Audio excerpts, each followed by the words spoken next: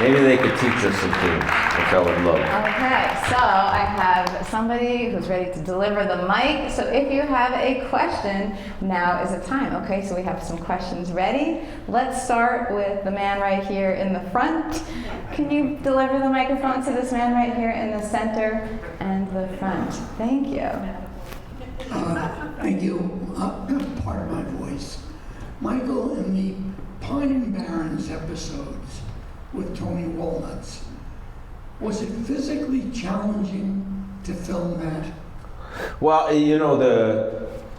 it wasn't written to take place in the snow. What happened was, it was winter, but it snowed a few days before we were supposed to go up there.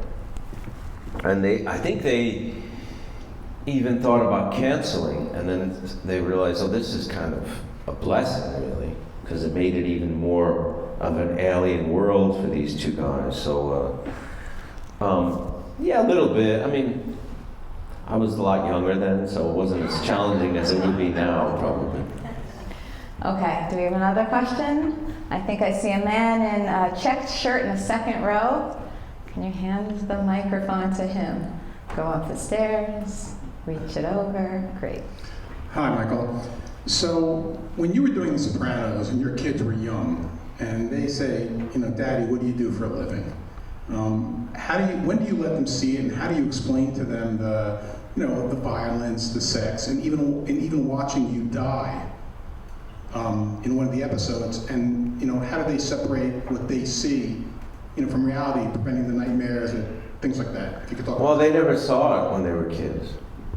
That's how I prevented it. What age did you finally let them? I don't think I ever let them. I think they just decided to.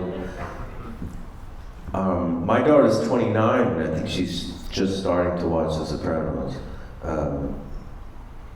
The other two are younger, but I think they just started watching recently. So it wasn't that they didn't. I never really kind of crossed that bridge, They never asked to see. No.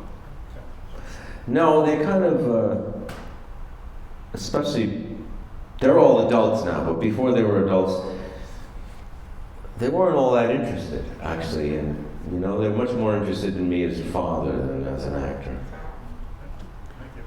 I have a question. I have to jump in. I forgot to ask you, and I did want to ask. Do you watch yourself on TV? Like, do you sometimes catch yourself? You see The Sopranos? I know you don't watch a lot of TV, but what happens when you see yourself? I stopped, for the most part, stopped watching myself a while ago, just because I found it not productive in terms of my own work as an actor. So, yeah, I don't know. So it's not productive, but so it bothers you a little bit? Are you like No, nitpicky? it's just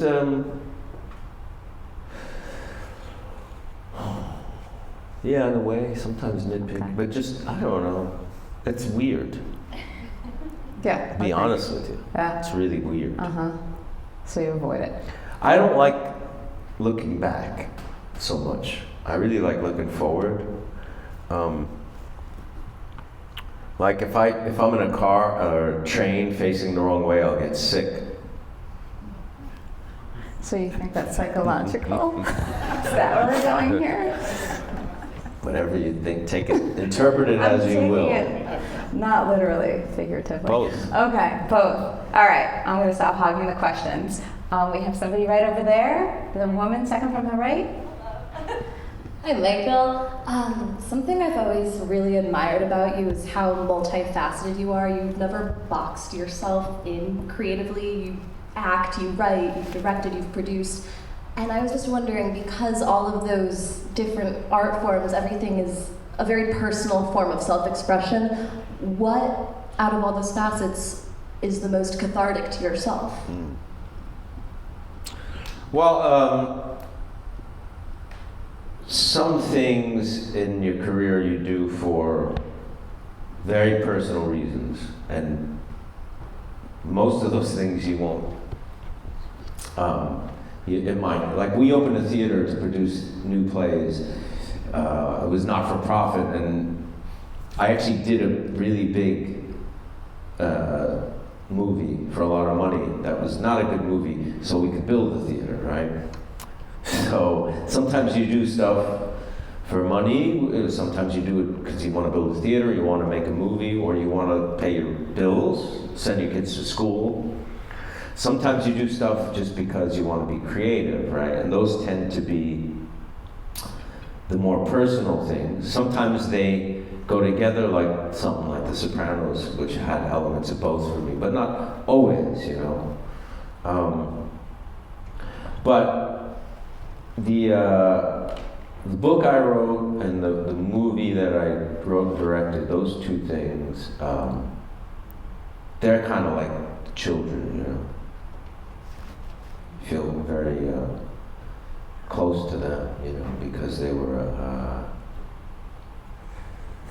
were my own expression, really, if you will, in the most complete way, I'll say.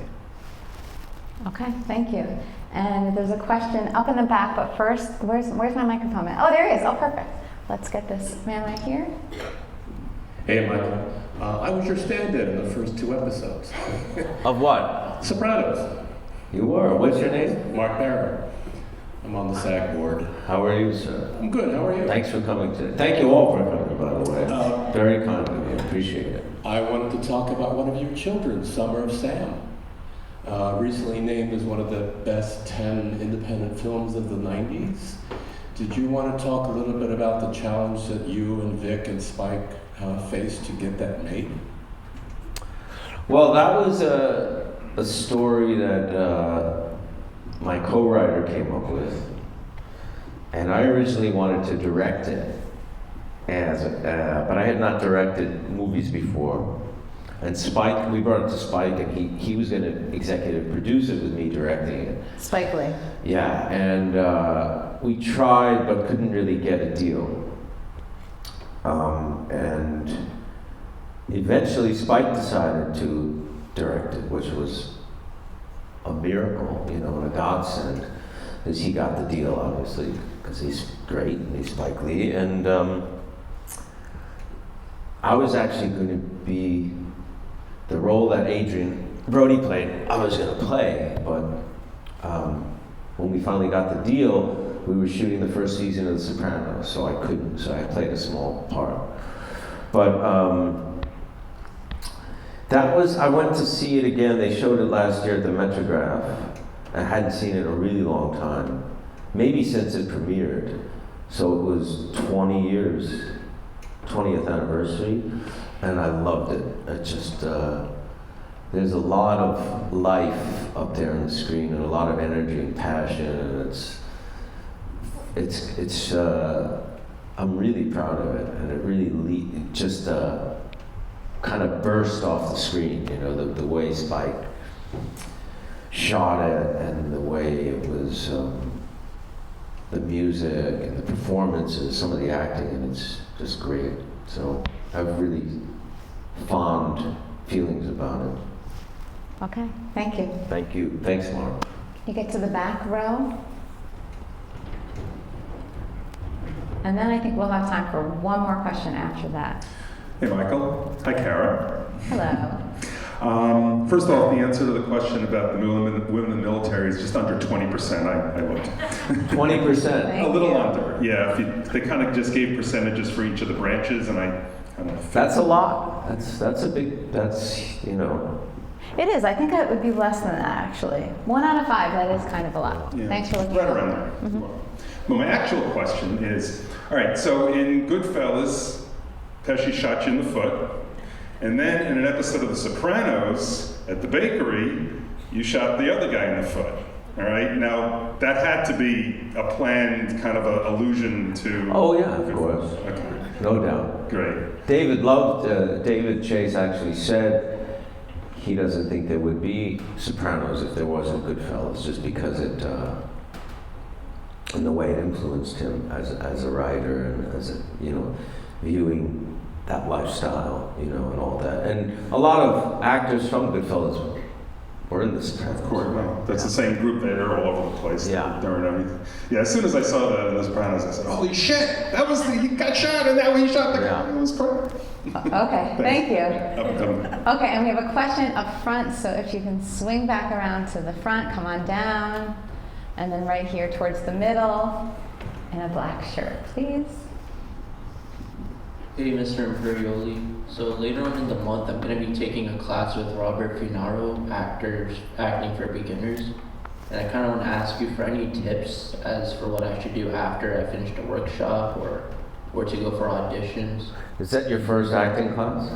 I've done speech, and he was more of like a life coach than a speech professor, so he pushed us to like be confident when speaking and like to do things that we didn't normally do. So, and I don't really love anything else.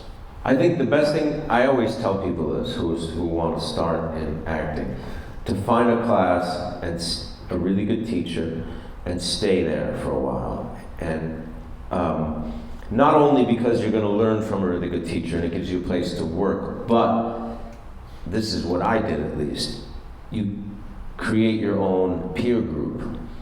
As much as important as your relationship with your teacher is, the relationships you'll make with the people you find of like mind is very important, because those are the people. Maybe you'll start a theater company. Maybe someone will mention they heard about a play that's happening, or they're going to do an independent movie and they say you should come and audition for it, or things like that. That's the best way, I think, to start a career as an actor. So a workshop is usually a limited thing, but find a class that's ongoing and stay. And if you like it, stay for a while and plant yourself there and become engaged with people whose work you relate to, or whose thinking and you admire or whatever. I think that's the best thing to do. Thank you. Okay, Michael Imperioli, thank you so much for doing this for the third time. No more questions? Oh, what, you Everybody want done? more questions? No, I mean. Yeah, please, we could be here all day with questions. I don't know. All right, the man wants to talk It's more. Sunday. And Okay, so let's go to the middle here, the second row, before we do doubles. Unless you gotta go. I think we have it until 4:30. What time so is it? it's 4:05. All right, we're good. All right. We have to get our stuff out too, but that's all right. Let's go another Have to 2 what? minutes. Two clear out. questions real quick. Many Saints in Newark coming out next year. Any thoughts on that, or anything you've heard about it? Before you answer, can I just give a little background info? So The Many Saints of Newark is the prequel film to The Sopranos that David Chase is in the process of making, I guess. Yeah. Right? They already filmed it. Okay. It's about your dad, or your dad. Yeah. No, I probably don't know much more than you do. Okay. Okay. I was just at the Sopranos Con, which was, I don't know if you heard about that. It was in. I did hear about it. Yeah. 55 actors showed up, and I talked to a bunch of them, and none of them, they were just blown away by how big The Sopranos was. I didn't realize how many fans were. I think it was like 10,000, 11,000 people showed up. When did you know it was that big? It was really the reviews when it went on the air that were just so wall to wall, hyperbolic. They were, and then it was like, okay. Yeah. People were almost forced to watch it because the reviews were so good. The press really made that show, I think, made the success of that show. They helped deliver it, but the success of it, they really got the word out. Yeah. Okay, we had another question before we go to duplicates. We have one right up front here. Where is my mic man? Right here? Up here, the woman up front. Come on down off the bleacher there, under the camera. Good. Right there. Yes. Hi, Michael. Michael, if you had written the last episode of The Sopranos, would you have ended it any differently than it ended? That's a very tricky question. I think the ending made a lot of sense. I think that last episode is incredible. Not just, everyone remembers the last scene, but that whole episode is very interesting and really intense and really well written. But I don't think there's an ending that, a lot of people want a certain amount of closure, but I don't think there's any closure that could get. Would it be him killing off his enemies? Would it be him getting killed? Would it be him and going to jail? Would it be him and his family riding off into, moving to the Caribbean or to Italy? I think it was the right move, and I don't know what I would do differently. It's a good question, though. Okay, more questions? Okay, right there in the white shirt. What's going on, Mike? Out of curiosity, are there any roles that you love that you wanted to, that you auditioned for, or maybe denied that ended up being classics, or that you love now after they were produced?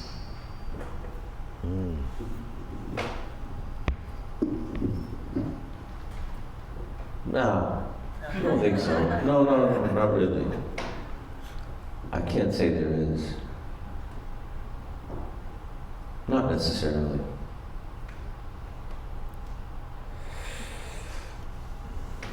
Trying to think, but no, not really. At some point you get too old to play certain roles, right? Like, especially in theater where like in movies, a role is only once, really. A movie happens, But in plays, you can do, many actors can do the same role, right? But too old to do a lot, I guess. Okay. Any other questions? Yes. Okay. So let's see if we can go. I should probably pick the people on one side first, though, right? Would it be easier for you? Hold your question. Is there anybody on this side who has a question? Yes, in the back. We'll get to you, I promise. Hi, Kara and Michael. I guess this question could be for both of you. I imagine when you have the talent that you're putting out there for the world and you make yourself vulnerable, whatever it may be, is there anyone that stands out, like in life, that supported you to get the courage or confidence? Is it just the craft itself that's reinforcing? Like, anyone come to mind? That is a great question. I feel like that's an excellent question, and that you'll appreciate it too. Am I speaking for you? Well, Spike Lee was a big supporter. When I auditioned for him for Jungle Fever and Scorsese, they were both really. I was just starting my film career, and Scorsese for really making me feel like I belonged on a set of, in my opinion and in my view of the industry, the highest level. And making me feel like I belong there. And Spike for always believing in me. And I worked with him 6 times, one of which, was the movie that, I co-wrote, and he was going to have me, support me as a director. I mean, those kind of relationships, I'm very grateful for, and David Chase as well for not just hiring me as an actor, but allowing me to write on the show. Those 3 people really have helped me a lot with my confidence as an artist, definitely. I'm going to follow that up with, how about in your personal life? Personal life, well, there's my wife, who gives me tremendous support. My parents were very supportive of my decision to want to be an actor. Okay. And can we go to the other side of the room now? Okay, let's get back to this question. Oh, you're already over there. Nicely done. Okay, let's pass it over. I don't know really how I can follow up that question. This is not very deep, but... Oh, by the way, they're all good questions. Well, they are. But regarding a recent Instagram post, how cool was it to teach Iggy Pop how to cut onions? That's true, yeah. I was 19 and I was a cook in a restaurant downtown. And Iggy, this is like 85. Iggy was doing MTV guest VJ to promote Blah Blah Blah, his album that he was released that year. And they shot it in the restaurant, and the crew came into the basement where I was a prep cook and said, well, why don't we shoot you and you can teach Iggy how to chop whatever I was doing, which was cut onion. I was chopping onions. And So they filmed that, and that was on TV, and it was very, very cool, because I was a big fan of, and still am, of Iggy Pop. And what happened was, my parents moved in the summer, and my dad had that photograph, which I didn't even know exists. I don't even remember having that photo. I don't know how he had it. I thought that whole video and the photos, I didn't even think there was any record of that anymore except in my memory, but so that was pretty cool. Iggy's like timeless, isn't he? He still looks great, he still performs, he's not a kid by any stretch of the imagination. He's also one of those people that, you know, God bless him, lived really hard for a lot of years, and, you know, still is in good shape and sounds good, and his mind is vibrant as ever. It's great. All right, now I'm going to say one more, and then I think we have to wrap up. One more question. Do you want to pick? I'm not sure if this is a question, but that's a Oh, hold for the microphone. 1 sec. Okay. I doubt this is really a question, but last month at Sopranos Con, I got Drea deMatteo to autograph my arm. You got who? Drea deMatteo to autograph my arm. Drea deMatteo. Did you tattoo it? Yeah, I have. Yeah, You did, really? Yeah, I just wanted to say that I really loved your character and your aspects and your storylines on the show. I just have the both of you on my arm. So she autographed your arm and then you tattooed over it? Yeah, I guess I just wanted to show you. You went to a tattoo parlor and the guy did it? No, they had a tattoo artist at the convention. And you had it done there? Yeah. So Drea signed it, and then you went over to the tattoo guy. Yeah. Let me see this. Wait, you're hooked up. Hold on, just unclip. I gotta see this. This is bizarre. You know, I met a guy in Central Park from Scotland. He was from Scotland, a tourist. Let me hear. Oh, you got it. And he had a tattoo of my face on his leg, which I found very bizarre. Oh, you have my, that's me. Yeah. Oh my God. Yeah, okay. That's pretty wild. He's got a tattoo of me wearing a necklace. Okay, this was definitely an unexpected twist. I'm glad we asked a few more questions. Okay, so that was your last question. Are we ready to wrap it up now? I guess so. Okay, Michael Imperioli. Thank you. Thanks. Thank you. Thank you, everyone, for coming out. Enjoy your weekend. Thank you.